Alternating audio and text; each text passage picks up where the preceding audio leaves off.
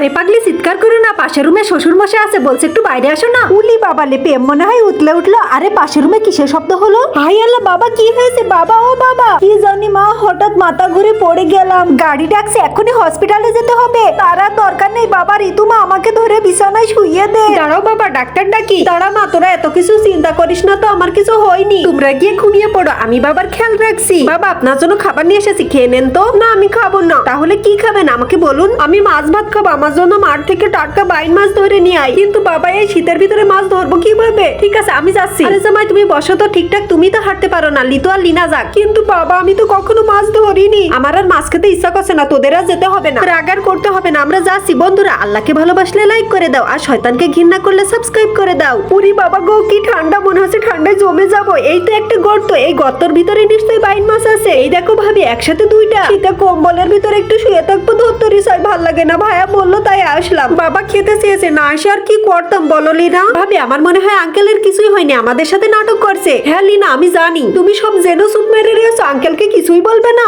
দেখি না বাবা কতদিন পর্যন্ত নাটক করতে পারে। নেক্সট পার্ট দেখতে হলে কমেন্ট করো।